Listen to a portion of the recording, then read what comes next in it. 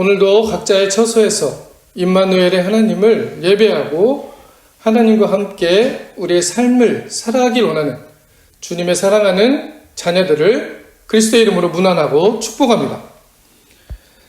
오늘 성서 본문은 욥기 1장에서 10절의 말씀을 가지고 어려울 때는 뒤를 돌아보자 라는 제목으로 성령의 깨닫게 하시는 은혜를 간구하면서 지혜를 간구하면서 말씀을 나눠보고자 합니다. 욥의 이야기는 우리의 삶에서 생각할 수 없고 예측할 수 없는 일들이 일어날 때 신앙의 깊은 자리로 오히려 나아가게 하는 위로와 희망을 주는 이야기입니다. 우리가 기존에 생각하는 어떤 원인과 결과라는 그러한 신앙과 삶의 방식에서 벗어나 더 깊은 우리가 모르는 삶의 부분들, 신앙의 부분들을 돌아보게 하는 본문입니다. 욥기의 지속적인 질문이 바로 현대 이야기로 하면 하나님 저한테 왜 그러십니까? 이것입니다. 그리고 이 본문에 나오는 욥기의 친구들의 충고는 바로 네가 뭔가 하나님께 잘못했으니 이런 일이 생긴 거다 라는 방식의 충고가 계속적으로 이야기되어지고 반복되어지고 있는 것이 욥기입니다. 이 욥의 질문들을 우리도 사실은 가끔은 아니면 아주 자주 하게 된다는 것을 또 우리도 우리의 삶 가운데서 만나게 됩니다. 하나님 저한테 왜 그러세요? 라는 질문 말입니다. 그 질문의 배후에는 사실 우리가 생각하고 결론 내려놓은 신앙이나 삶의 방식들이 자리하고 있습니다. 그것을 근거로 우리가 하나님께 질문하는 것이죠. 하나님 저한테 왜 이러십니까? 어떠한 신앙의 꼴입니까? 바로 현대의 기독교뿐만 아니고 여러 종교 형태 안에서도 이렇게 자리 잡고 있는 어떤 종교적인 삶의 형태를 이야기하고 있다는 것이죠. 교회에 열심히 나오고 예배에 잘 참석하고 열심히 기도하고 열심히 성경도 읽고 여기엔 다 뭐가 들어갑니까? 열심히 라는 말이 들어갑니다. 그러면 하나님이 우리를 이쁘게 봐주셔서 우리의 사업이 잘 되고 삶이 풍요해지는 복을 받을 것이라는 형태의 인풋과 아웃풋의 관계를 설정한 종교적 신앙을 이야기하고 있는 것입니다. 방금 제가 인풋과 아웃풋이라고 말씀드렸는데 그럼 인풋은 어디서 시작하는 것입니까? 바로 내가 행하는 것에 기준을 둔 인풋이라는 것을 말합니다. 아웃풋은 무엇입니까? 내가 행하는 것에 기준을 둔 그 인풋이 들어가서 나오는 결과가 아웃풋이에요. 인풋도 아웃풋도 전부 뭐예요? 다 내가 정하는 기준에서 시작했다는 것을 드러내주는, 여실히 드러내주는 종교의 실체를 보여주고 있다는 것입니다. 이러한 종교의 실체를 보여주고 있다는 것이죠. 이러한 신앙의 실체를 보여주고 있다는 것입니다. 욥기는 이러한 인풋과 아웃풋의 결과를 깨버리는 성서 본문 중에 하나입니다. 이처럼 종교라는 것은 종교적 인간이라는 그러한 결과물을 만들어냅니다. 우리가 무언가를 잘해야만 우리가 훨씬 더 능력 있는 존재인 신으로부터 사랑받고 복을 받는다는 논리가 우리도 모르게 우리의 생활 안에, 우리의 삶 안에 들어와서 자리 잡고 있다는 것이죠. 우리는 이것을 보지도 못하고 이것이 마땅하다고 여기면서 여기에 근거를 해서 신앙을 이야기합니다. 성서를 읽습니다. 신앙생활을 합니다. 욥기가 던져주는 성서를 읽을 때 그러한 방식의 성서를 읽으면 전혀 욥기가 이해가 가지 않을 수가 있죠. 그런데 오늘 욥기의 성서 본문도 마찬가지로 성서의 전반을 살펴보아도 성서가 의미하는 바는 우리가 무엇을 하여 하나님께 나아가고 하나님의 은혜의 자리에 나아가는 것이 아니라는 것을 지속적으로 전하고 있습니다.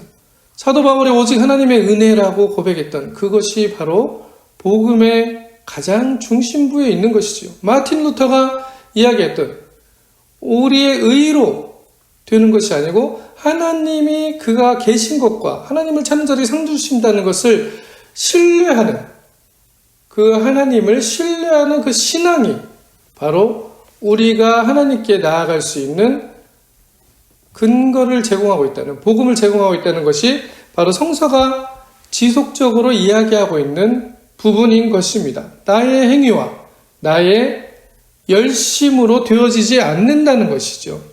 여기서도 성서는 나를 지적하고 있습니다. 인풋과 아웃풋의 방식이 신앙으로 순식간에 바뀌어 있다는 것을 성서가 지적하고 있다는 것이죠. 그리고 우리는 그것을 고백할 수밖에 없습니다. 우리의 삶이 순식간에 그렇게 뒤바뀌어질 수 있다는 것을, 그리고 아주 자주 그렇게 뒤바뀌어 있었다는 것을 우리는 고백할 수밖에 없습니다. 이러한 삶의 현상들이 왜 일어날까요? 바로 우리가 그렇게 내 중심적으로 모든 것을 해석하고 살아가는 존재라는 것을 말하고 있는 것이죠. 우리의 삶의 한계와 연약함을 깊이 묵상하면서 가장 중요한 내용입니다.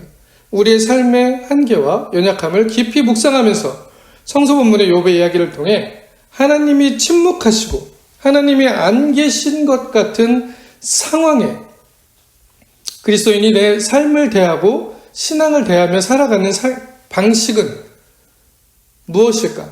방식이라고 얘기하면 안 되겠습니다. 그렇게 살아가는 그 삶의 꼴은 무엇일까를 같이 나눠보고자 합니다. 성서가 이야기해주고 싶은, 하나님께서 우리에게 던져주고자 길 원하시는 그리스도인으로서의 삶의 꼴이겠죠. 요즘 코로나로 인해서 우리의 삶 전체가 뒤흔들리고 있습니다. 세계적인 이 팬데믹 안에서 우리는 전에 없던 새로운 삶의 패러다임으로의 전환을 요청받고 있습니다. 모든 대면이 비대면으로 바뀌어지고 사람을 만나며 마스크 없이는 이제 대화할 수 없는 그런 시대에 살고 있는 우리입니다. 한동안 유럽에서는 마스크가 왜 필요하냐라고까지 얘기했는데 이제 유럽인들도 마스크 없이는 다른 도시를 여행할 수 없을 정도의 그러한 현실이 되어져 있다는 것이죠. 이것은 분명 우리가 원하고 계획한 것이 아닙니다. 우리가 알고 있던 상황의 것들도 아닙니다. 우리의 인생도 어쩌면 그렇게 돌아보면 내가 계획하고 알고 있던 것 안에서 흘러오지 않았듯이 지금의 코로나로 인한 삶의 상황 또한 우리의 계획에서 완전히 벗어난 다른 길로 가는 것처럼 보입니다. 우리가 주체가 되어 이끌어가는 것 같았는데 지금 삶의 상황은 우리가 질질 끌려가고 있는 삶의 모습이죠. 사회적, 문화적, 경제적으로 모든 부분이 어려움을 호소합니다. 우리의 삶에 엄청난 도전인 것이 분명합니다. 이런 어려움의 상황에서 우리는 무엇을 할 수 있을지 막막함 앞에 서 있습니다. 마치 벽 앞에 서 있는 것 같을 수도 있습니다. 이러한 상황에서 우리가 어떻게 살아가야 할 것인가? 아니면 우리의 삶은 앞으로 어떻게 될 것인가? 우리의 삶이 계속될 수 있을까라는 의문과 질문, 또한 불안과 절망이 찾아오기도 합니다. 그 절망은 그러나 어디서 오고 있을까요? 깊이 들여다보면 지금 우리가 계획하고 우리가 이끌어간다고 믿고 있던 이 삶에 우리가 알지 못하는 것이 습격하여 들어왔기 때문에 일어나는 것이라는 것입니다. 지금 우리가 내가 계획하고 내가 준비했던 이 모든 것들이 이루어지지 않는, 모든 것들이 내 위주로 내가 주체적으로 끌어갈 수 없는 이 상황에서 질질 끌려가고 있는 이 상황이 불안하고 절망적이라는 것을 이야기하고 있다는 것이죠. 어쩌면 욥의 심정 또한 그러한 마음일 것입니다. 오늘 2절에서 4절 말씀, 2절에서 5절 말씀을 다시 한번 읽어보겠습니다. 욥기서 같이 읽어보겠습니다. 시작. 오늘도 내게 반항하는 마음과 근심이 있나니 내가 받는 재앙이 탄식보다 무거움이라. 내가 어찌하면 하나님을 발견하고 그의 처소에 나아가랴. 어찌하면 그 앞에서 내가 호소하며 변론할 말을 내 입에 채우고 내게 대답하시는 말씀을 내가 알며 내게 이르시는 것을 내가 깨달으랴. 딱 우리의 심정이죠. 왜 이렇게 됐습니까? 하나님 제게 왜 이러십니까? 반항하는 마음과 근심도 있어요. 이거 계속 이렇게 되면 안 되는데? 그러면서 어떻습니까? 탄식이 재앙이 탄식보다 무겁다는 것이에요. 지금 이 상황이 어쩌면 우리가 계획했던 대로 흘러가지 않기 때문에 우리에겐 재앙처럼 다가올 수 있다는 것입니다. 물론 우리가 그것이 재앙인지 아닌지는 우리의 삶을 지속적으로 지나가 봐야 아는 것이겠지만 단정할 수 없다는 것을 또한 이야기하고 있다는 부분이기도 합니다. 그러면서 욥은 무엇을 얘기합니까? 어찌하면 하나님을 발견하고 하나님께 나의 탄식을 아뢰고 하나님이 말씀하는 걸 내가 깨달을 수 있을까라고 말하고 있다는 것이죠. 동방의 의인이라는 욥의 입술에서 반항하는 마음과 근심이 생겨난다고 말합니다. 우리의 삶의 꼴이 이렇다는 것도 또한 성서는 이야기하고 있다는 것이죠. 우리도 삶 가운데서 지금 상황에서 아니면 나의 개인적인 모든 삶의 정황 안에서 이렇게 내 계획과 소위 나의 비전이라는 것과 반대 방향으로 나의 삶이 어쩌면 질질 끌려가고 있을 때, 내 계획과 반대 방향으로 내가 끌려가는 듯한 느낌으로 살아가고 있을 때 그것은 우리에게 반항과 근심의 마음들을 던져줄 수밖에 없다는 것입니다. 그러나 그 안에는 무엇이 있다라고 성서는 얘기하고 있습니까? 바로 내 계획과 내 삶의 방식들이 그대로 이루어지지 않기 때문에 반항과 근심이 일어난다는 것을 얘기하고 있다는 것입니다. 인간은 누구나 이렇게 삶이 매끄럽게 되어지기를 원합니다. 순탄하기를 원합니다. 나의 삶이 그렇게 흘러가기를 소망하며 기도합니다. 아무런 갈등이나 마찰이나 고통을 원치 않는다는 것이죠. 고통은 우리에게 불필요한 것으로, 갈등은 우리에게 불필요한 것으로, 마찰은 우리에게 불필요한 것으로 없어져야 할 것으로 이야기하고 있습니다. 생각하고 있습니다. 그러나 우리의 삶을 잘 돌아보시기를 바랍니다. 어려운 때에는 뒤를 돌아다 보아야 합니다. 진정 우리의 지나온 삶이 그렇게 순항하고 순탄했고 갈등과 마찰 없이 고통이 없이 흘러왔습니까? 내가 생각하고 계획했던 것만으로 나의 삶이 흘러왔던 것이 많았을까요? 아니면 내가 생각하지 못한 그 어떤 사건이 나의 인생을 바꾼 것이 더 많았을까요? 더 컸을까요? 그렇습니다. 내가 계획하고 생각한 것보다 오히려 그 계획과 생각 외에 내가 모르고 알지 못하는 것, 내가 마땅하다고 생각하지 않았던 그 어떤 사건이 나의 삶에 습격하여 들어오면서 나의 삶을 뒤바꿔 놓은 인생의 경험들이 더 많았다는 것을 우리는 고백할 수밖에 없습니다. 그리고 그 우연의 습격이, 모름의 습격이 가져온 삶은 우리를 이 자리에 있게 했다는 것입니다. 그 가운데 분명 기쁨과 슬픔, 분노와 사랑이 있었을 것입니다. 그러나 우리에게 많은 감사의 부분들도 선물했다는 것을 우리는 고백할 수밖에 없습니다. 언어 철학자인 루드비히 비트겐슈타인은 그래서 이런 말을 했습니다. 언어가 우리의 삶을 매끄럽게 하지만 그것은 너무도 매끈하여서 오히려 우리를 미끄러지게 한다라고 말했습니다. 무슨 말입니까? 이러한 매끄럽게 되어지고 순탄하게 흘러가는 이 삶이라는 것이 이상적인 삶으로 우리에게 다가오지만 그 매끄러운 삶은 미끄럽기 때문에 얼음판 위에서 우리가 걸어가는 것과 같은 그러한 삶의 꼴을 만들어낼 수밖에 없다는 것이죠. 결국 어떻게 됩니까? 우리가 걸을 수 없는 상황이 될 수도 있다는 것을 얘기하고 있습니다. 거울 위에서 걸어보세요. 거울 위에서 물을 뿌려놓고 걸어보십시오. 얼음 위에서 걸어보세요. 우리가 그렇게 마찰이 없는 곳에서 걸어갈 수 있는가? 라는 말을 던지고 있다는 것이죠. 그렇기 때문에 이 비트겐슈타인은 걸으려면 마찰이 필요하고 갈등의 삶으로 돌아가자라고 이야기하고 있는 것입니다. 이 갈등이 불필요한 것이 아니라는 것이죠. 이 모순이라는 것이 불필요한 것이 아니라는 것을 이야기하고 있습니다. 마찰과 고난이 우리에게 불필요한 것이 아니라는 것을 말하고 있습니다. 고난받는 것이 내게 유익이라 라고 고백했던 그 성서의 고백이 우리의 삶의 모습을 그대로 드러내고 있는 것이죠. 우리는 그것을 빨리 지나가고 빨리 피하려고 합니다. 고난이 왜 그게 우리를 행복하게 할 수 있습니까? 그러나 세상의 많은 격언들 또한 그것들을 이야기하고 있지 않습니까? 그렇기 때문에 이 삶 안에서 왜 우리가 그 삶을 그대로 받아들여야 되는가라는 것에 대한 중요한 이유가 바로 여기에 있다는 것을 말하고 있는 것이죠. 갈등은 무조건 없어져야 하는 것이고 그러한 고통은 무조건 없어져야 하는 것이 아니라 삶을 지탱하고 우리를 걷게 하는 마찰이고 원동력이 될 수 있다는 것을 말합니다.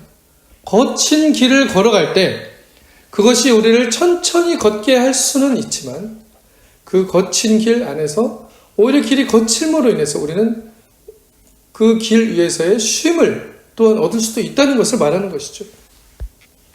지금 닥쳐오는 우연의 습격이라고 말할 수 있는 우리의 삶의 현실에서 우리는 분명 할 말을 잃고 서 있습니다. 그 충격은 어느 때보다 크다고 할 수 있습니다.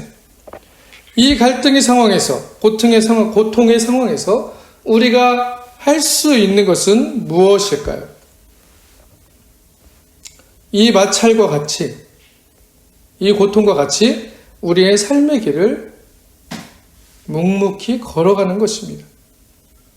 이것을 받아들이며 이 갈등이 우리를 걷게 함에 감사할 수 있을 때까지, 그리고 그 안에서 하나님이 우리의 삶에 행하시는 일들을 발견할 때까지 우리는 걸어가야 합니다. 이때 우리는 오히려 우리의 삶 가운데서 우리가 걸어온 길을 돌아보는 것이 또 하나의 지혜일 수도 있습니다.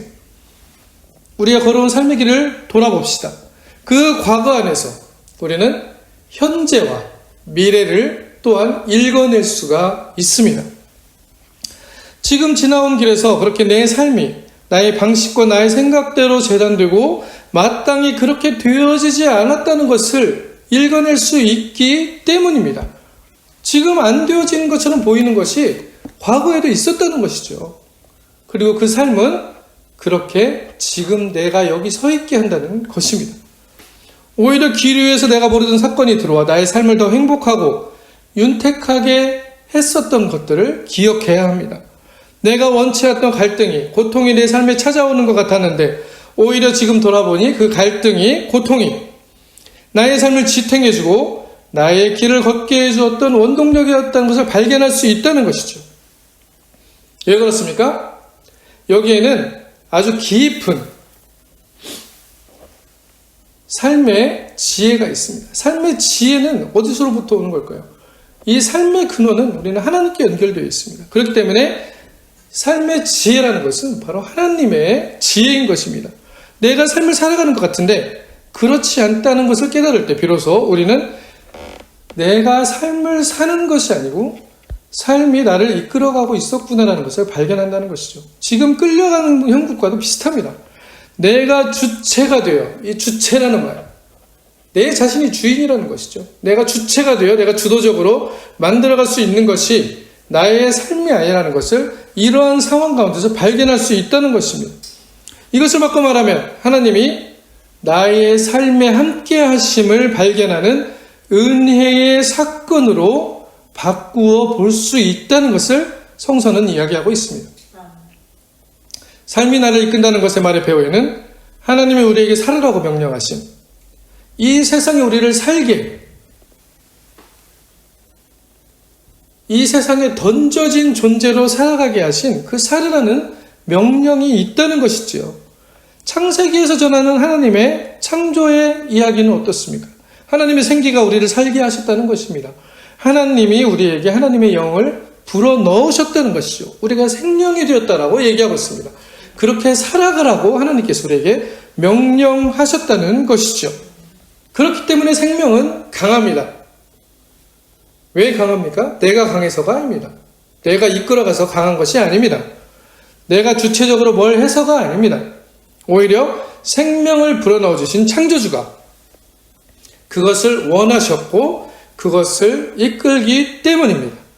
여기서 나의 주체는 더 이상 나의 삶의 주인이 아니라 삶을 따라가는, 하나님의 이끄심을 따라가는 그리스도의 제자로 다시 태어나게 되는 것입니다. 환난과 고통과 문제와 갈등이 우리를 변화시킬 수 있는, 가장 복된 존재로 변화시킬 수 있는 중요한 계기가 되어진다는 것을 말하고 있으며, 오늘 이 시간 우리에게 다가오는 고통과 환난과 어려움이라는 제목의 삶의 사건들이 어쩌면 정말 내가 견딜 수 없는 사건이라고 하더라도 그 가운데 하나님의 이끄심과 임마누엘 하나님이 함께 숨쉬며 나를 이끌어가는 것을 발견하는 귀한 은혜의 체험의 시간이 되는 것입니다. 이러한 하나님의 은혜를 발견하는 저와 여러분이 되시기를 또한 주님의 이름으로 간절히 축복합니다. 이렇게 변화된 사람, 자기, 거듭난 자기를 통해서 하나님의 나라가 나의 삶에 임하고 하나님의 복이 나의 삶에 함께함을 발견할 수 있다는 것이죠. 고통과 갈등을 바라보는 나의 삶의 태도가 달라진다는 것입니다. 내 삶이 그리스도로 인해, 하나님으로 인해 변화할 수 있다는 가능성이 나에게로부터 또한 있다는 것을 발견하는 것이죠. 기쁠 때, 평안할 때는 우리는 그렇게 나를 돌아보고 삶에서 이끌어가는 하나님의 사랑을 발견하기가 쉬운 존재자들은 아닌 것 같습니다. 그런데 뭔가 문제라는 것, 내가 생각하지 못한 것이 내 삶에 들어올 때 비로소 우리는 나를 돌아보고 내가 할 수 없는 한계 상황에서 나를 도와줄 다른 어떠한 존재에 의존하게 되는 것이죠. 나의 힘을 넘어서는 존재. 그래서 기도하고 예배하고 신앙을 가지는 것이 바로 신앙의 시작이라고 할 수가 있을 것입니다.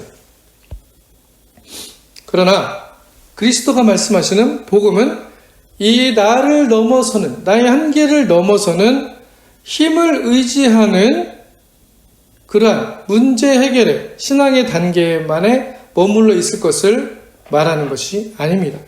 우리의 신앙의 시작은 분명 그렇게 시작을 하게 될 것입니다. 삶의 고통을 피하고 문제를 해결하기 위해서 시작합니다.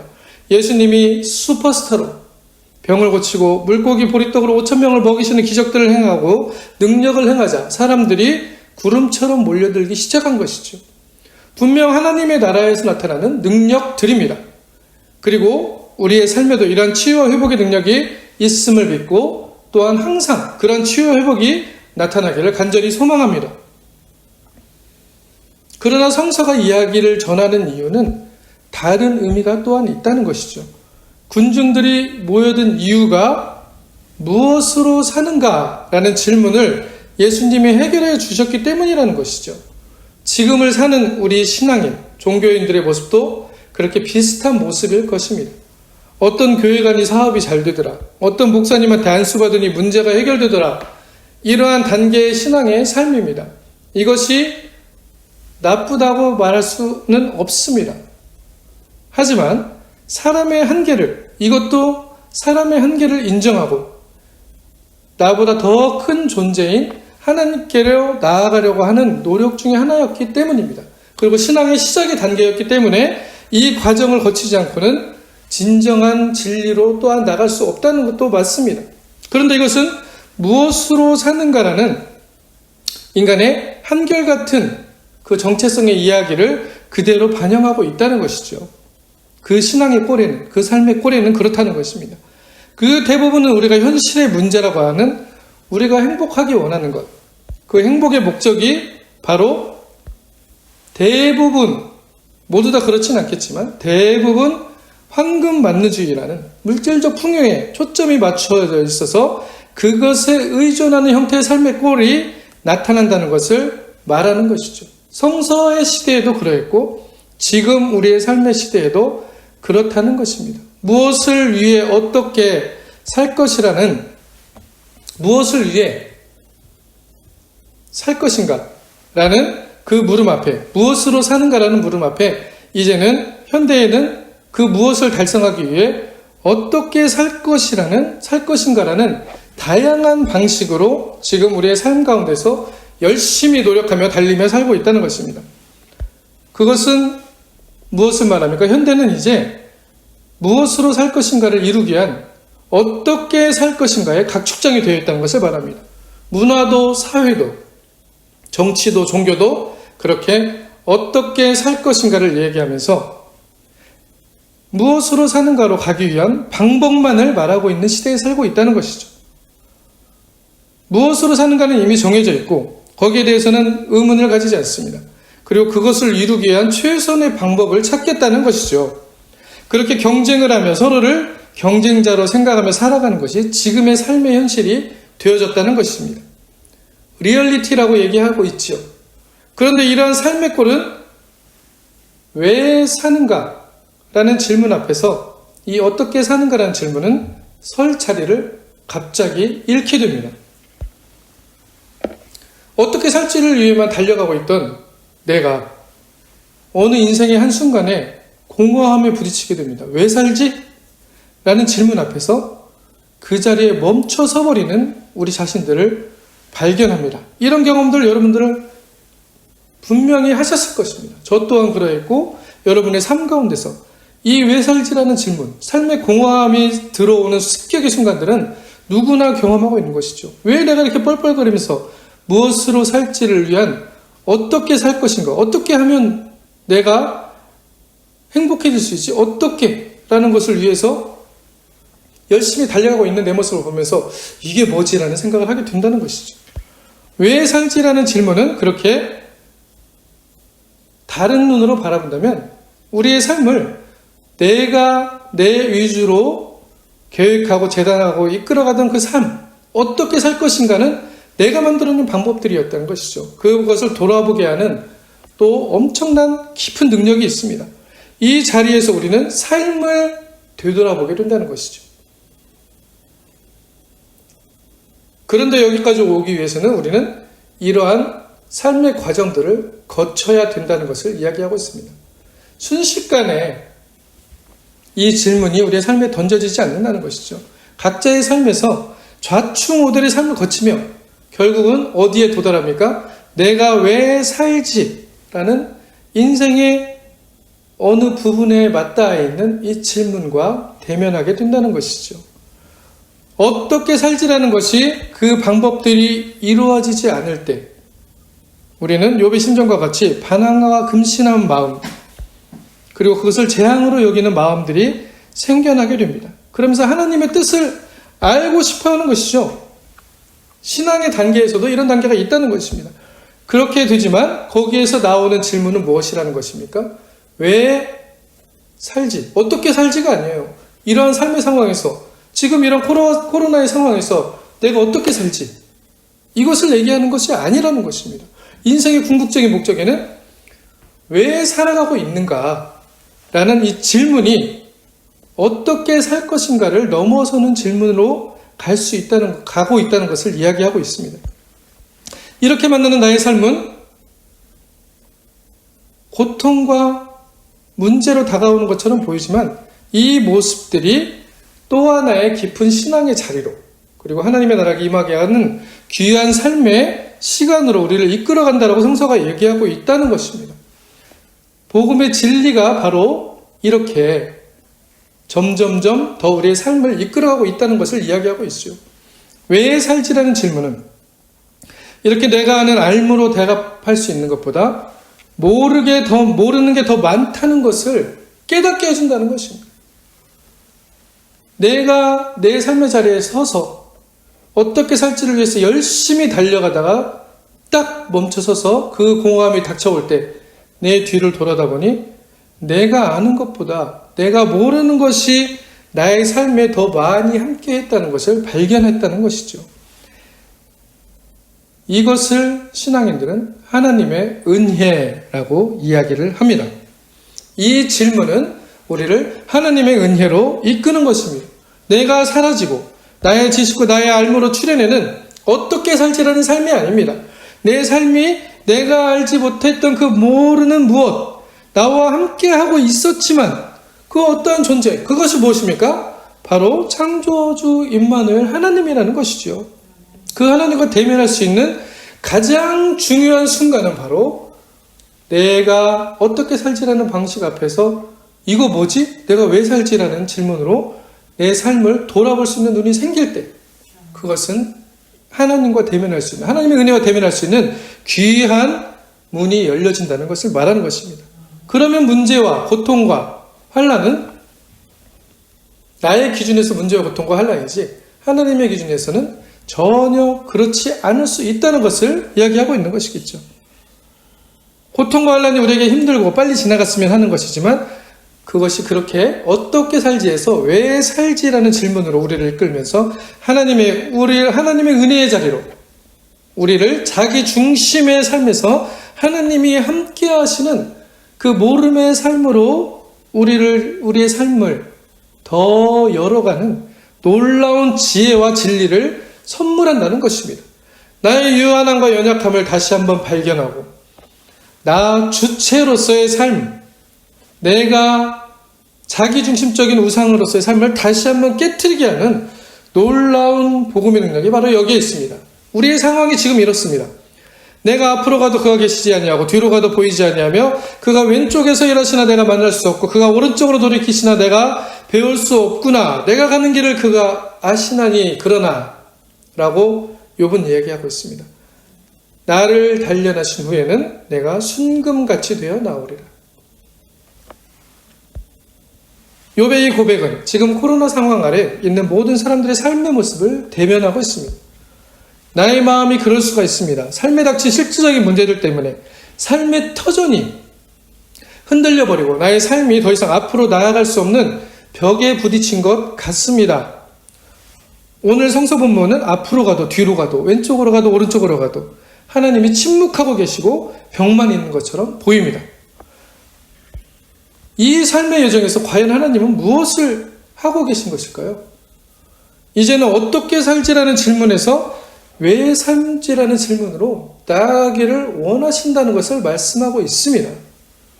마찰과 고통이 매끄럽게 되어진 삶의 모습이 아니고 내가 계획하고 원하고 바라던 모습으로 흘러가지 않는 이 마찰과 고통이 거친 삶의 모습들이 우리를 천천히 그렇지만 지속적으로 또한 살아가게 하는 하나의 원동력이 될 것이라고 위로하고 있습니다. 삶의 희망을 절망의 바닥에서 말씀하고 있는 것입니다. 이것이 하나님 나라 복음의 비밀입니다. 고통과 환난은 우리에게 희망과 또한 행복으로 들어가는 열쇠라는 것입니다. 고통과 기쁨이 인간의 삶에서 공존하고 있다는 것을 이야기하고 있습니다. 우리의 삶이 그렇다는 것을 바로 보라는 것을 얘기하고 있는 것이죠. 왜 기쁨만을 가지려고 합니까? 왜 평탄함만을 가지려고 합니까? 왜 매끄러움만을 가지려고 합니까? 그 안에는 내가 주인이 되어 있다는 것을 얘기하고 있는 것입니다. 그러나 하나님이 우리에게 던져주신 삶 안에는 고통과 기쁨이 공존하고 있습니다. 하나님이 함께 기뻐하시고 하나님이 함께 고통받으며 우리의 길을 걸어가십니다. 그리고 고통과 문제는, 환난은 우리를 하나님의 은혜의 자리로 이끄는 행복의 비밀문의 열쇠가 된다는 것입니다. 고통 앞에 서 계십니까? 삶의 막다른 골목 같은 곳에 서 계십니까? 지금 오늘 우리의 현실이 그럴 수 있습니다. 그렇게 보입니다. 삶에 질질 끌려가는 모습입니다. 답답한 것 같습니다. 이제 그 알지 못하는 벽에 너머를 미리 보려 하지 마시고 우리와 함께 벽 앞에